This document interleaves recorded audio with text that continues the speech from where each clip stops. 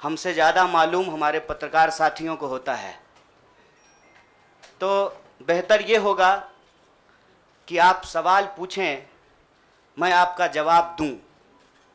लेकिन आप सवाल कहाँ से पूछेंगे और आपके मन में कौन से सवाल चल रहे हैं, इसका थोड़ा सा अंदेशा है मुझे कि आपने पत्रकारिता की उस मिसाल को जिंदा रखा है कि कम से कम विपक्ष से तो सवाल करते हैं ना, ताकि इस देश को याद रहे कि पत्रकारों का काम है सवाल पूछना।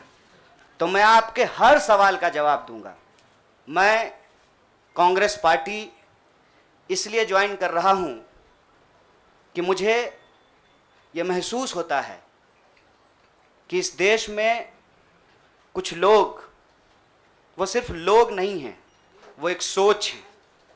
वो इस देश की सत्ता पे ना सिर्फ काबिज हुए हैं, इस देश की चिंतन परंपरा, संस्कृति, इसका मूल्य, इसका इतिहास, इसका वर्तमान और इसका भविष्य खराब करने की कोशिश कर रहे हैं। वो जो सोच है, उस सोच के बारे में आप अपने आप समझ जाएंगे, क्योंकि कहीं मैंने पढ़ा था कि आप अपने दुश्मन का चुनाव कीजिए, अपने विपक्ष का चुनाव कीजिए, दोस्त अपने आप बन जाएंगे। तो हमने ये चुनाव किया है। हम इस देश की सबसे पुरानी पार्टी, सबसे लोकतांत्रिक पार्टी, मैं जोर दे करके बोल रहा हूं लोकतांत्रिक पार्टी, ताकि आप लोग परिवारवाद पे सवाल जरूर कीजिएगा। लोकतांत्रिक पार्टी में हम इसलिए शामिल होना चाहते हैं कि हमको लगता है, और सिर्फ हमको नहीं लगता है, इस देश के लाखों करोड़ों नौजवानों को ये लगने लगा है कि अगर कांग्रेस नहीं बचा तो देश नहीं बचेगा।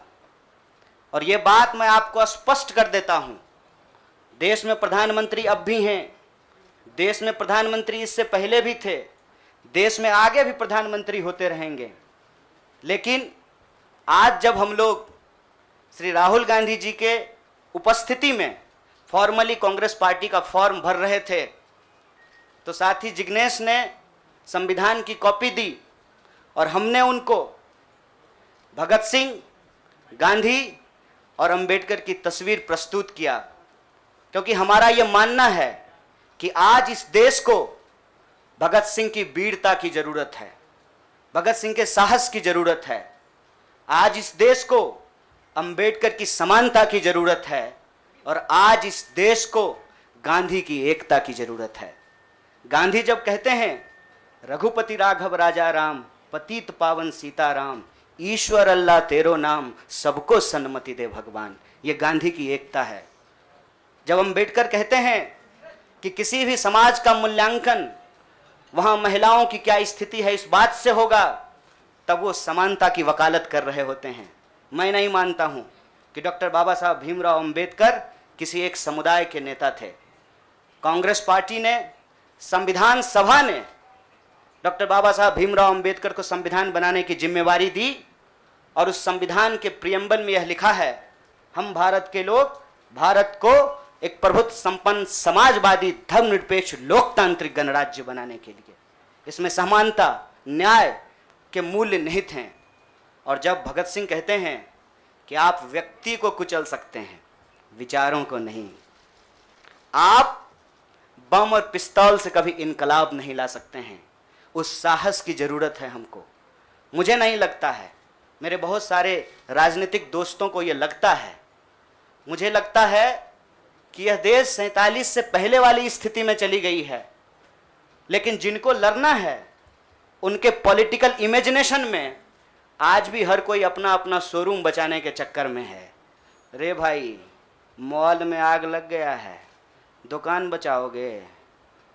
बस्ती में जब आग लग जाती है ना, बेडरूम की चिंता नहीं करनी चाहिए।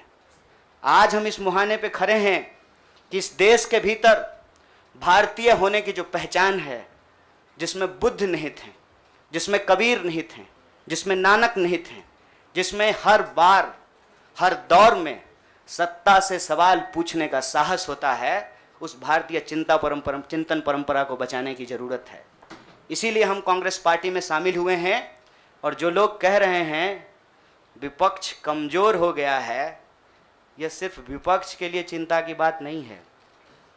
यह मैं नहीं कह रहा हूं, कोई शास्त्र, कोई किताब उठा करके देख लीजिए। जब विपक्ष कमजोर हो जाता है, सत्ता तानाशाही रुख अख्तियार कर लेती है। इसीलिए देश की सबसे बड़ी विपक्षी पार्टी, मैं कोई गुनागणित नहीं कर रहा हूं, लेकिन मुझे यह बात सीधे तौर पे समझ में आ रही है कि देश के लोकसभा में 545 सीट हैं, 200 लगभग सीट ऐसे हैं जहां भाजपा के सामने कांग्रेस के अलावे कोई विकल्प नहीं है।